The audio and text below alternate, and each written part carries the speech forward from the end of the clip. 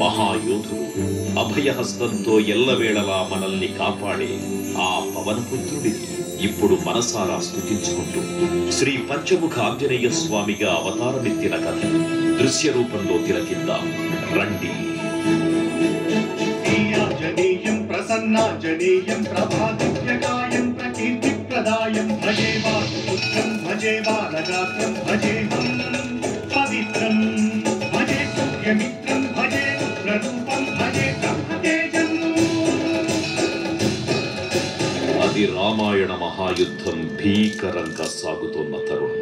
శ్రీరామచంద్రుని సారథ్యంలో వానర సైన్యంతో విజృంభిస్తూ లక్ష్మణస్వామి తనతో పోరాటం చేస్తున్న రావణుడి కుమారుడు ఇంద్రజిత్ తలని బాణంతో ఒక్క వేటుతో వేరు చేశాడు.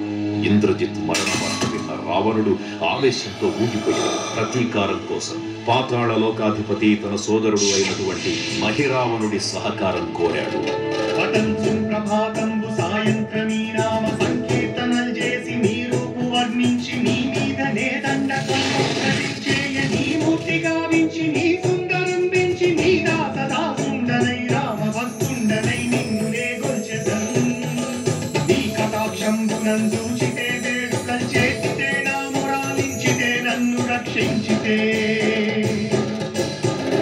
తంత్ర విద్యలో ఆరితేరిన మహిరావణుడి దాడి గురించి విభీషణుడి ద్వారా ముందుగా తెలుసుకున్న హనుమంతుల వారు తన ప్రభువుల విశ్రాంతి మందిరానికి కాపలా ఉండగా ఆ దుష్టుడు లోపలికి ప్రవేశించడానికి పలు ప్రయత్నాలు చేసి చివరికి మాయోపాయంతో విభీషణుడి రూపం ధరించి మందిరంలోకి ప్రవేశిస్తాడు.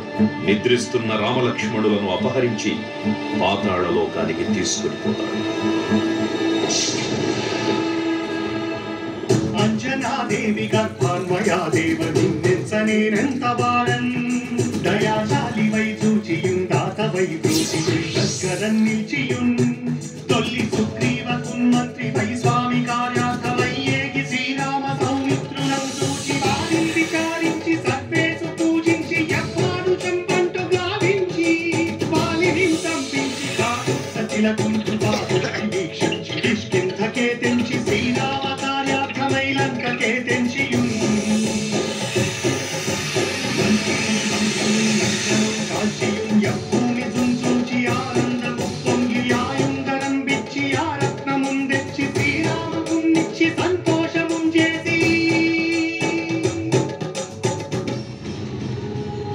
తన ప్రభువులను కాపాడుకోవడానికి వాయువేగంతో పాతాళ లోకానికి చేరుకున్న ఆంజనేయ స్వామికి సగం మొసలి సగం వానర రూపంలో ఉన్న వింత జీవి ముఖద్వారం వద్ద కాపలా కాస్తూ కనిపిస్తుంది.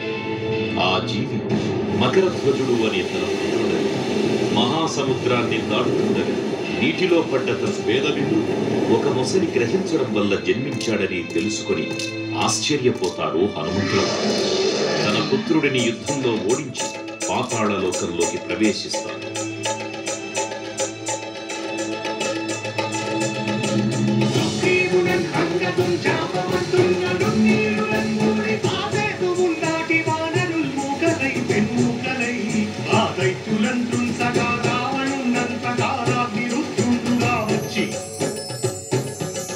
బ్రహ్మాండమైనట్టి ఆ శక్తిని వైచి ఆ లక్ష్మణున్ మూసలుందింపగానప్పుడే నీవు సంజీవిని తెచ్చి సౌమిత్రికిన్నిచ్చి ప్రాణంబు రక్షింపగా కుంభకర్ణాదులం వీరులం బోర శ్రీరామ బాణాగ్ని వారందరిన్ రావణున్ సంపదానంత లోకం పురానంతమయ్యుండ నవ్వేళనం విభీషణుడేడుగన్ తోడుగన్ వచ్చి పట్టాభిషేకంబు చేయించి సీతామహాదేవిని తెచ్చి శ్రీరామునిచ్చి అంతన్నయోధ్యాపురించొచ్చి పట్టాభిషేకంబు సంరంభమయ్యున్నా.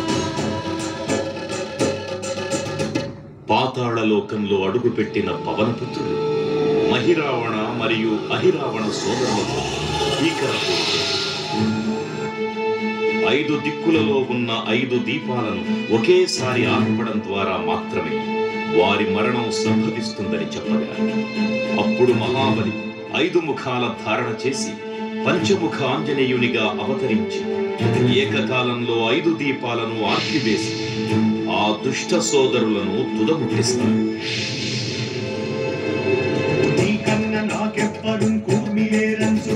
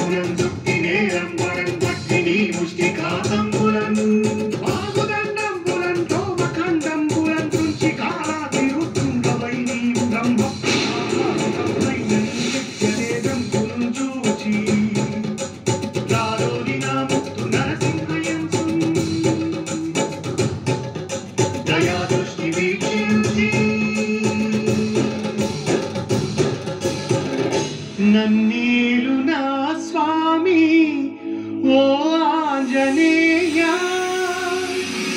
నమస్తే సదా బ్రహ్మచారి నమస్తే నమో వాయుపుత్ర